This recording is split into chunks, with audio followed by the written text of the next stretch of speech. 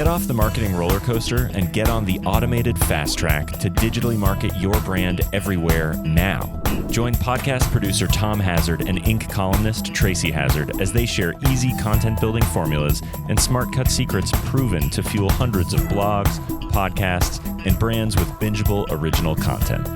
Join the conversation on how to get your message out to the world. Be original. Be heard. Promote with power and purpose. Feed your brand.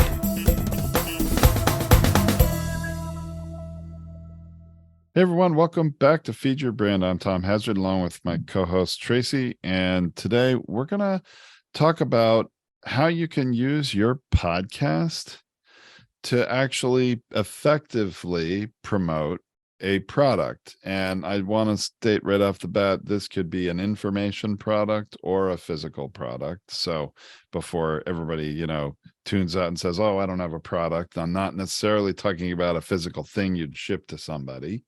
Yeah, but I also want to insert product could also mean webinar. Mm-hmm. It could mean event. Insert those, and this still applies as to something you might think about. Okay. So when we look at products or something you're buying from it, like an event ticket, like an info product, like a course, like that type of view of it is when we're looking at a thing that you're buying of some kind of way, shape, or form. The tendency in podcasting is to go to salesy, to promo. A podcast is not a webinar. A podcast is not a sales channel. It's a opportunity for you to let people know about these things and know about the benefits, but you have to do it in a more informational and content-driven way. And that's the switch that we want to make in your mind. If it's going to be effective, it's not a sales message. A podcast is not it. The minute podcasts get too salesy, they will unsubscribe. Listeners will unsubscribe to your entire show. So the minute you do it on one episode, they start to think, they've switched the whole thing. So if you're going to do something like that, you better announce it. It's like all of a sudden you went from having a wonderful web series, like, think about any kind of Netflix series, to all of a sudden having an infomercial. Having said that, Tracy, I do want to emphasize, though, that having a product, digital product, info product, event, or physical product or otherwise, does represent a huge opportunity for you as a podcast host, because it can be the driver of a lot of organic, authentic, and valuable content that, if you do it right, also promotes that product through your podcast. Right. So one of the three ways that Tom and I want to talk about today is this idea of where the offer happens, what that might be. And an infomercial model, meaning you want to have an entire episode that's focused on this thing. Like you might want to take the webinar that you're selling your course on and you want to put it into your podcast. We want to make sure that you're being clear about it and marking it for what it is, a glorified commercial, right? So if you're going to do that as an entire episode, make sure you're making it in addition. Like make it an extra episode for the month, a bonus episode, an additional episode, and make sure that you're making an announcement about why you're sharing it. You don't just throw your bumpers on it and then just run into this webinar that you've now aired as your episode. Make sure you're putting in an introduction to it that is understandable as to why it's there. Remember, in the Podetize system, we're really lucky in that we can put on different intro outros to any episode because you can add them on.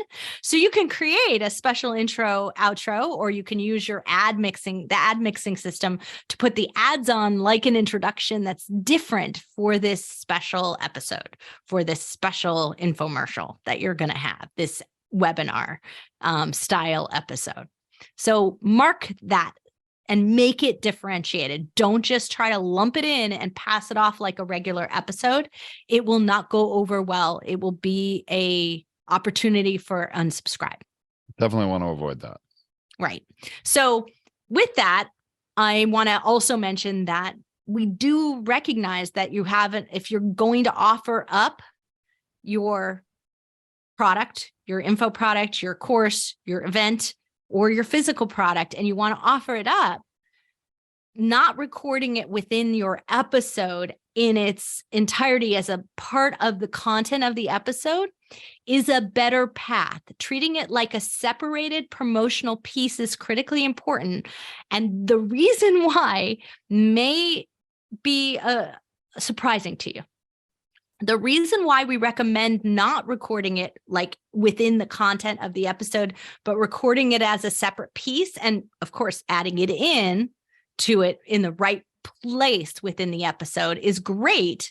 Doing that in your regular episodes is because when you're introducing a new product, a new event, a new course, your messaging is not dialed in yet. And you may very well want to change that.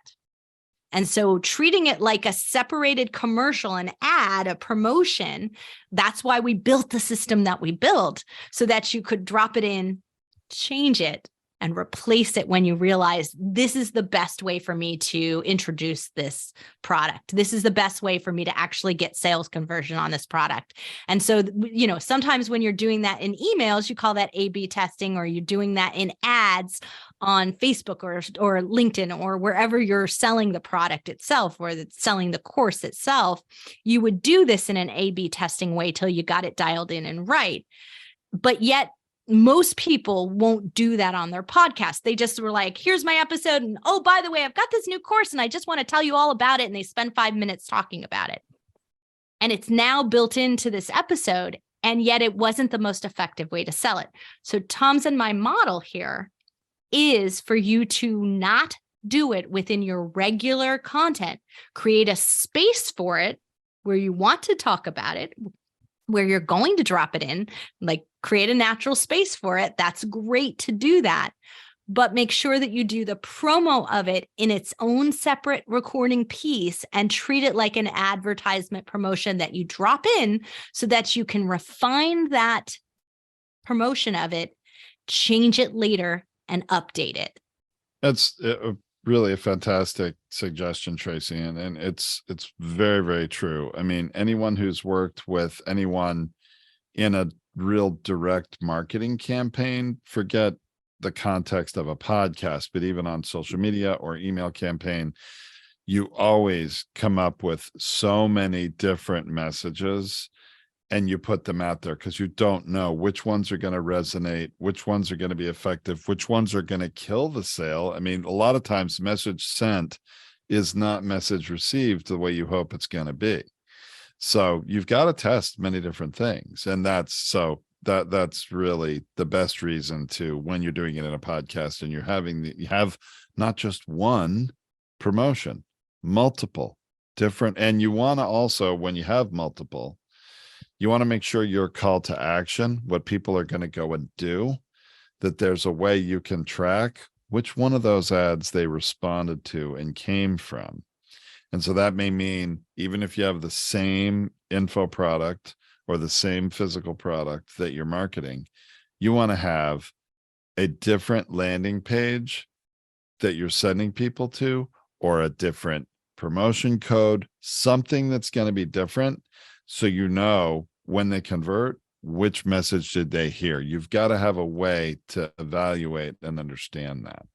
Right. And so if you're not using Podetize and you're not using our ad mixing system for you to drop in these promotions, then you should think about doing them as a separated segment so that you can re-edit it very easily for yourself. We built our system so that it would be so simple to update this messaging and update these promotions. All you have to do is fix them on the back end, just click update, and it updates in all the episodes. You're just changing your ad essentially, and now it's updating everywhere. So we made this really simple in our system. It's why we did it, because we understand that promoting products, because Tom and I have huge product experience. If we didn't mention that already, we really ought to step up and say that. Now, mostly we have physical product experience, but we do have product experience in courses and events and all of those other things and selling those and promoting those. But Tom and I come out of the product design and development world. So we've sold products in every format possible in physical stores, by catalogs, old school catalogs, by mailers, by websites, by, e-commerce, through Amazon. We've done every which way you can sell a product. We've been involved in that process of it, in designing the product, launching the product, and selling the product through, or marketing the product through that process. We've either supported it, given information to it, helped build it. So all of that we have experience in. And what we know is that this messaging changes. And so because we know it, we built in a system to be able to handle that on our podcast side. We've used it ourselves. It's exactly what we did. Was we would run a course and then decide it didn't work out. We didn't want that course anymore. And the last thing we wanted was to go re-edit our show to remove it. And that's why we're recommending that you keep it separated in either how you deploy it or the fact that you have it and you know that it's here. You've marked the section for yourself so that if you need to remove it later, you're going to go back and fix and edit your show to remove that later. It's more work on that side if you're not utilizing a system like ours, but you still should think about doing it because it creates a much more relevant and current experience for the new listeners that are coming into those episodes and into your show. The other thing I want to mention, as we talked about having a separated infomercial, is that if you drop the course, it makes it really easy for you to take that episode out of your feed. Now, what we do recommend is delisting it in the feed, but because many of you sent out emails, probably did website promotions, did other things that may actually track, maybe got some publicity, outside PR, had affiliates sell it, do not discontinue it off of your blog. You can remove the page or make it a delisted page so it's not in the general blog or in its pages within your website, but we tend to not delete it. That's not our process there. We just delist it from all of those things. However, in the podcast feed, if you are discontinuing it, we delete it out of the podcast.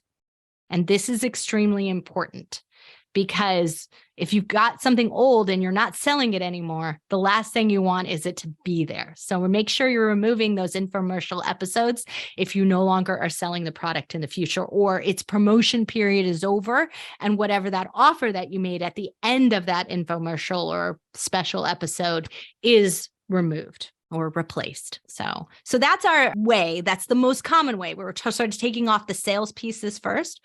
But what are some really cool alternative ideas, Tom? Let's go into some of these 2 alternative ideas we have for effective ways to really sell without selling from your podcast. Well, and I actually would say it does end up being selling. It's just not how you might think. I mean, with a lot of these products, and keep in mind, your listeners, unless you haven't launched a show yet, if you've got a show out there, you've got listenership, you've been providing them value, and now you've created some product that you think they might be interested in, and obviously you should use your platform, your podcast to, raise awareness for it. Well, what if you make some content out of it? What's the backstory behind this product? Why did you create it? What was the need? What's the reason for being, with a good reason why you spent all this time and effort creating this product? Just saying, hey, I've got it, don't you want to buy it? I mean, that's sort of, So sales, let's look at this backstory development, like a documentary about the product itself, right? Like thinking about some of those things. What stories do you want to tell about the product that are really going to help people understand why it's there, how they can benefit from it, and how much work you put into it? And so we did this with Hewlett-Packard. Hewlett-Packard came to us as a sponsor, and we said, that's great. We can put ads across our show and we'll be happy to do it. But if we created this partnership to create a 25 episode series and we developed 10 of those episodes are these unusual interviews into how a printer was created, why you have this sustainability model for the filament and for the way that you make your parts and what you do. Let's tell all these stories about it. And let's interview some people who've never been on camera or behind the mic before and really get the back understanding. Now, in that, we did give them the option to edit out anything that was untrue, something that was a mistake, or maybe something that the lawyers would have flipped out at it because it's proprietary information.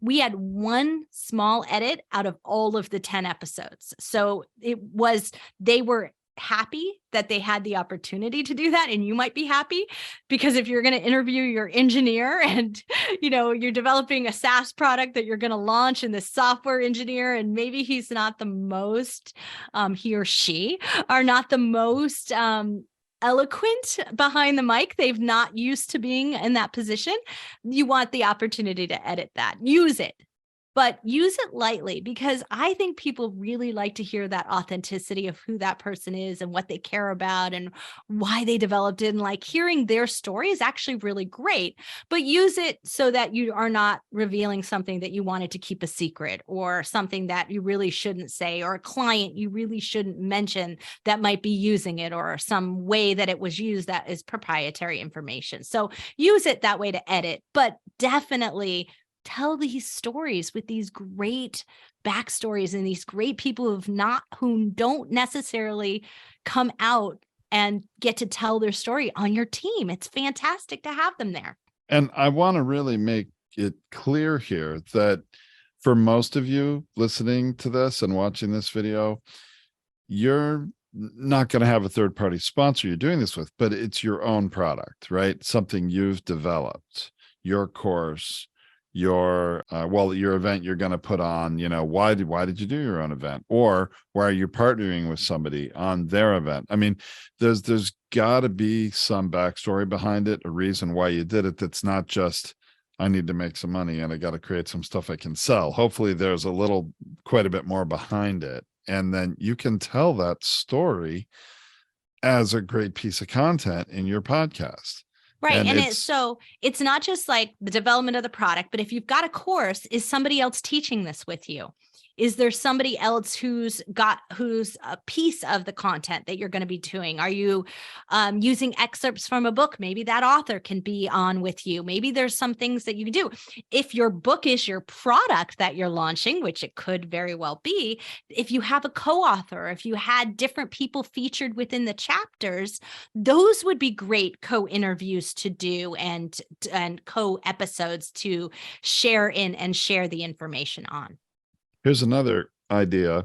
Let's say you do have an online course.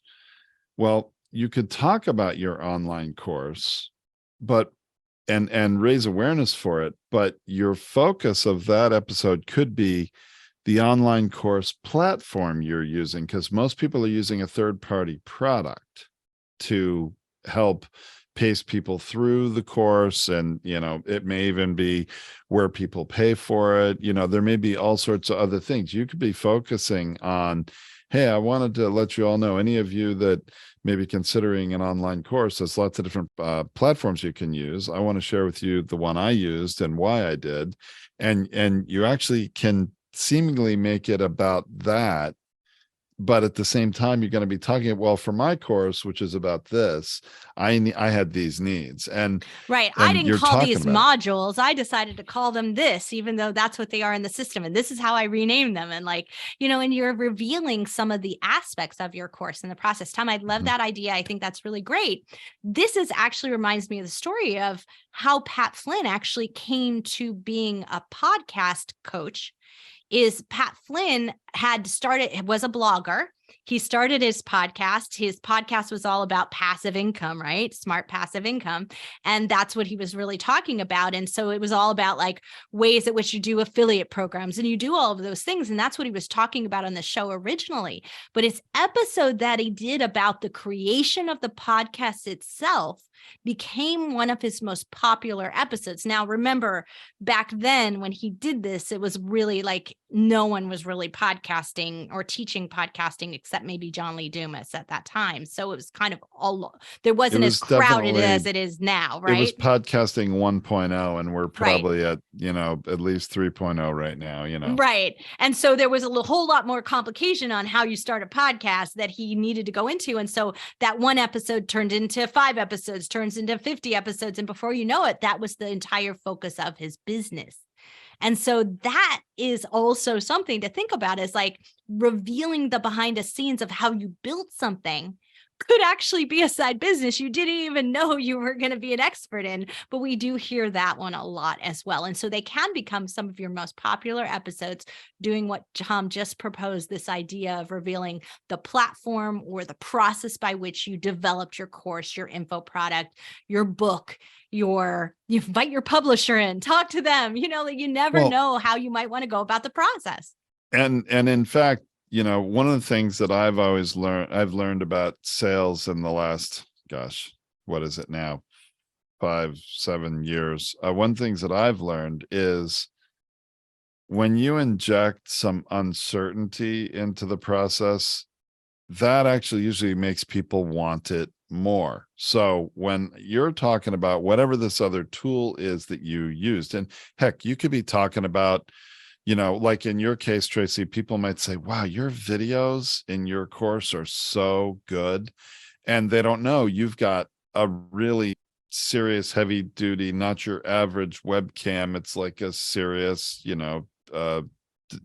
digital camera that is connected to your computer. Right. I know. But my point is, you can talk about something like that and say, and I did this because I developed my course to do this. Now I'm not really going to go deep into my course right now, but my course on this right now, whatever. And it'll end up seeming like, wait, he buried the lead. I mean, yeah, the camera's great, but what about that course, right? You'll get people intrigued and wanting to know more about it, and they sort of pull themselves into reaching out to you to find out, or looking into, or searching on your website or wherever it is about your course. Right. And on those episodes, this is what we learned from doing this with HP, is you can have a special outro where it's not your normal outro that you put with your regular episodes. You could say in that outro is just like, it could be your voice instead of your voiceover artist for a change, because it's just like, hey, in this episode, I realized I was talking about my course. Want to make sure you know how to find it and know how to access it, because I realized I just left that hanging there for you. So I'd like to tell you all about it now. And so here's where you can find it. Here's what it holds. And there's this webinar, there's this video on the site that tells you all about it. Please use the link podetize.com/bootcamp to go to it. And you've given that, and that's a real URL, by the way. That's our course on how to podcast. So If you haven't started your show yet, go check it out. It's free. And if you have started your show, share it, pay it forward. So that's also something you could say on your outro that really helps. It's like, hey, if you've already taken my course, or you've already done this before, great, pay it forward to somebody who needs it and let them know about it. That would help me the most if you got good content today. And so inviting them into the opportunity in your outro is also another way to put a commercial on it. And an outro is easy to take off later if you've changed your mind and put your regular outro back on. On our system at Podetize, putting on intro outros, they're replaceable. And so those are really easy for you to update and change them and fix them as you move forward. So you can do it per episode, or you can do it across all the episodes, depending on what you'd like to do at the time. So that's an opportunity as well. Nice example, Tracy, of selling our platform without selling it. I'm emphasizing it only because this is an episode about doing that, but that was actually that otherwise would have been in there. Something you slipped in just as sort of an aside, that then some people are going to like, well, wait a second, even I don't have to re-edit if I want to change all that, and check it out. It's a great way to do that. So that's it. So this sort of backstory, content-driven model is really something to seriously think about. It's like, what's going to interest people? How am I going to engage them? How am I going to tell them about things? But also remember that if you've got an event or your product is not your product, your affiliate selling it for somebody else, you have somebody to interview. Make sure you're taking advantage of those opportunities for interviews with your events. Maybe it's all the speakers on it. You're giving them an opportunity. Now you probably got 10 episodes you could create. The other thing is, don't overwhelm your feed with it. Remember that you do also have an obligation to deliver the podcast. So if this is slightly separated and it's not within the content topic, make it a special series, make it a bonus episode, add a second episode per week, especially if you're trying to, in a consolidated period of time, like launch the product and promote it and try and get a lot of sales within a time period. Having some extra episodes during that time is a really good idea, and being able to also continue to have your regular episodes as well, so you don't alienate your listener base from the topics that you're normally covering every single week. I think a common product a lot of people might have who are podcasters that they're trying to promote is a book that they have published, right? And I think that's another sort of obvious example where there could be a backstory for, why'd you create your book? You can use excerpts of your book as topics, and then you can mention, I wanted to share this topic with you today. I go into this in much more depth in my book, which you can find on my website here. And it's just a casual mention. Doesn't necessarily have to be a whole separate ad, although it could be. And it kind of depends more what you're using your book for, if you're really selling it for a revenue stream, or if a book is more of something you're putting out there just to, like the info product, right? It's like an ebook and it's really a prelude to people signing up to have you consult one-on-one with them, or to then buy your course. I mean, it sort of depends. Some people, the book is a loss leader. You're not really charging for it, but it just, gets people to understand you better and then want to work with you more. But anyway, and a book is a great thing because it will continue to move forward. Typically, you're not going to discontinue your book. Very rarely does somebody do that if you've published it, right? I mean, because it's still available in ebook. It's just so easy. You might discontinue the hardcover, but you're not going to discontinue the ebook.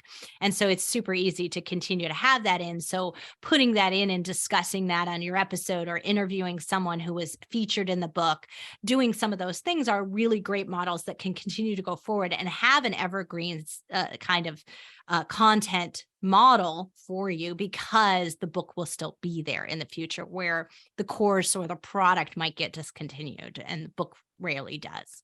So right. That's always a great model. The third way that we typically like to talk about it is just this slight twist on what we were talking about, which is we were talking about the development, the people involved in, the backstories behind all of those things about this. But what about the people who have taken it, used it, read it, and are now implementing it in some way, shape, or form? We want to get to those use cases, those case studies of success stories out of using our products or our info products or reading our book, and what did they accomplish with it? So these stories might not be some of the first things you do in the launch, but they might be some monthly follow-up you do to continue to boost sales and visibility to your course ongoing, to your book that you've been selling, so that you might want to squeeze in one of these every single month. And it's this story of someone who's been utilizing it successfully. It's not 100% testimonial video, or, a testimonial video is short and to the point and all rave about it.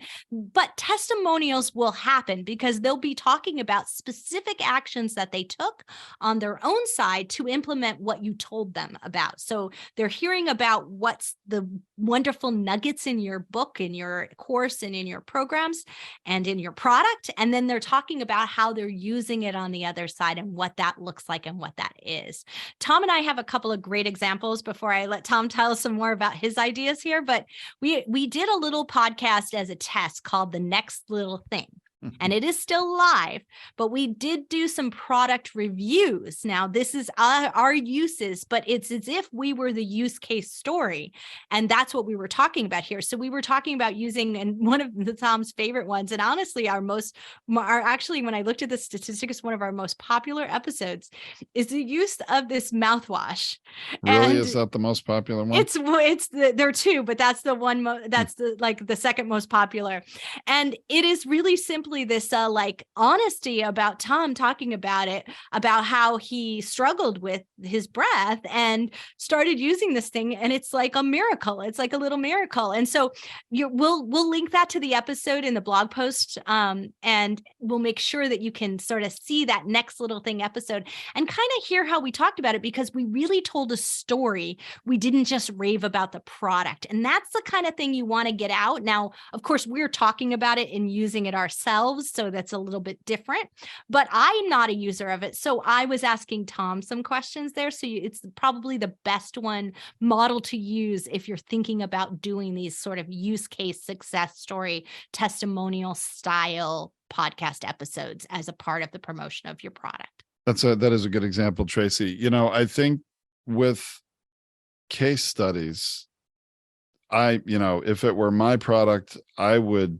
before I even really launch it, have someone use it, experience it, so that I could talk about the case study as I launch it. But that may not be able to happen for everybody. So then, it may come later on, as you suggested. But it's if you focus on the outcome, the story of the outcome that was achieved, the need that was met, the benefit that was achieved by whoever, used this product, and focus more on them. And then it'll be obvious, well, they achieved it through making use of your product. Then that's going to be your, that's kind of social proof, is really what that is at the end of the day. It's proof of others that have used it and gotten value. And those kind of people love to listen to stories in podcasts. I mean, podcasting through storytelling. In fact, one of our podcasters has a book somehow about storytelling. I'm trying to remember the name of it. Better Selling Through Storytelling, I think, is actually what it is. Oh, you're talking about John Livesay's book. John Livesay's book. Yeah, he has the Successful Pitch podcast. And he's another really good example of doing part of this. And in fact, what he is selling is himself, and he's a paid professional speaker, and all these things, are social proof for that. And testimonials come out of these case studies and stories too. So no, that's a huge, the successes, the wins, you've got to get some, have some, get people to take it. Yeah. And here's something that I really also want you to be aware of is the titling of those episodes are so key. Too often when people title testimonials and do things like that in these kinds of stories, is they go like, Tom Hazzard on TheraBreath mouthwash, and so it's like you want the name of the product and the person's name, and it's like, or so-and-so raves about, instead of a title that is actually going to get more people to click on it, because they don't know who Tom Hazzard is at this point that they're reading this, and they don't know what this mouthwash brand is or whatever the thing is that you're selling. They don't know the name of your book. They don't care about that. They care about the thing that they want, the result, right? So we named that. Yeah. So like, if you look at the episode that I was talking about, we called it "This Powerful Mouthwash Will Boost Your Confidence and Really Works." Don't you want to click that? That makes you really think about something. It's like, it didn't name TheraBreath. It didn't tell you who said it. It told you about why this is worth reading about, listening to, and watching, right? And so we had a couple of other just episode titles that I think would be really cool. Remember, we were testing out a couple of different things. We found the absolutely best healthy gift for that hard to buy for friend. That we use that title. And maybe that's the story of why they bought this. It could be that, or why they gifted this. That could be a story that's being told. And then we did a tool. So here's an example for if your info tool might be an app, or your SaaS product's actually an app. How can an internet speed test app make our high use app list? So like we talked about that in that case. So you're saying, how can this do this for you? Or how can it, do something great? In this case, it made our list, but that's because that's also a way to like get, making the best of lists is a really good way to promote a product, but it usually shouldn't be your own list. It should be somebody else's. So that's an outside product promotion. That's not what we're talking about here. We're talking about inside product promotion within your own content, within your own podcast and video cast. And in fact, we do have a new podcaster we're supporting at Podetize who already has developed an app. It's literally in the approval process with the Apple App Store and the Android App Store. And it's going to be an interesting case study to see how he uses his podcast that's already established and out there to raise awareness of the app. It is in alignment with what his podcast is about. And so that not a lot of podcasters really go to the effort and significant cost of developing your own mobile app that's distributed through those app stores. That's kind of rare. And it's not an app for listening to the podcast. It has nothing to do with that. It's like a different, kind of a community app. But he's going to do this, and I'm very excited to track and see how that works over time and how he uses his podcast to raise awareness. Right. And so some podcasters create their entire show around supporting the community for their course. And so for those of you who already have a podcast that maybe isn't quite the right fit for that, that's also something where you could create a spin-off show. And so it's an opportunity for you to create a little special show that's just for the users of the course or the people who came through it. And maybe it's a private podcast. Maybe it's a public one. I always like the public idea because it gets people in and are like, I didn't take the course, and look how far ahead they are. Like there's always so many wonderful stories, opportunities in this testimonial side for you to only interview members of the course. So anybody who tries to solicit you to be a guest on your show, you just be like, sorry, you're not a paying member of my community, and you didn't take my course. So I won't interview you. But if you did that, then we could have a conversation when you've been successful. So like it allows you to be really exclusive about how you're serving that community and promoting them within it as well. And that always works really well because they'll definitely share it out. If they've taken this course and it's created a more successful business for them, they're going to share it out. It's promotion for their business, not just for you and the course at that point. So keep in mind, these success stories are really the approach model mindset rather than testimonials. While testimonials might be little clips that come from the show, and it's an opportunity to record testimonials without asking your clients, your users and consumers of the products, to give you a testimonial, which can be really hard to get them to do. You can take a clip from that show and use it on your testimonial page on your website, and you've done it all at once. You gave them promotion. You got a success story that's wonderful content for you to promote the product. And you've got a little testimonial clip for you to put on your website at the end of the day, and you can use it in video, in audio, or in print, like, use a quotation that comes out of it. And you've got every format possible all ready for you. It's one of the best ways to do it. It's how we created all of the ones for Podetize. All of them came out of interviews that we did with success stories with podcasters who were our clients. But not for lack of trying to do it the other way, of just requesting a testimonial. And I just want to sort of share a little tip for what not to do. Your suggestion is excellent, Tracy, to have as a part of a podcast case study, episode, whatever, to you as the host can guide that conversation and bring out of the person those sound bites that you'd want to use as a testimonial. It'll end up being a lot more something that you want it to be. It's something that's going to be effective for you. Those times when we've asked for people to record a testimonial, they get a little like in front of that camera wanting to do it, and then it becomes really hard for them to do, and they record a bunch of things they're not really happy with, and then hopefully they still give it to you, but it can be awkward and not so effective unless somebody is a really seasoned, I guess, speaker and is very how do I say, self-motivated, self-sufficient, and has some marketing skills and knows how to get to the point. But if they don't, like most people probably don't, what you suggested of, conducting that discussion with them, highlighting the case study, and you sort of lead them and can bring out of them those excellent quotes, much easier than just, hey, would you give me a testimonial? Absolutely. So I think we did a whole episode on that somewhere.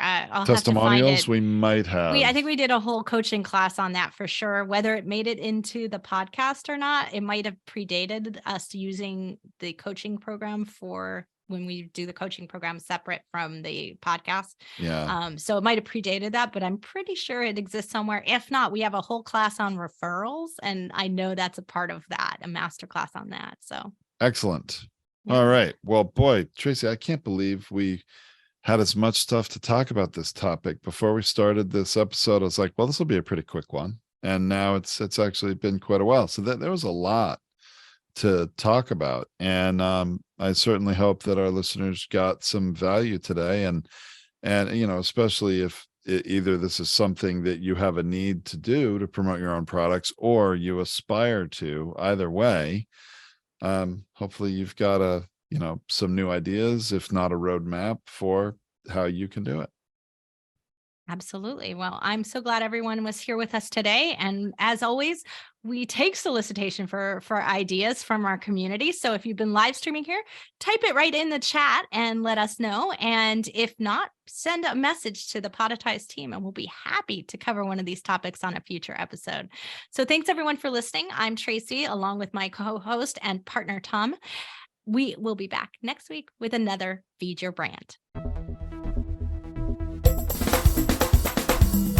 For more tips, tactics, and strategies, visit us online at podetize.com or on social at Podetize. Thanks for exploring the power of podcasting and how to be seen, heard, found, and rewarded in our noisy digital world.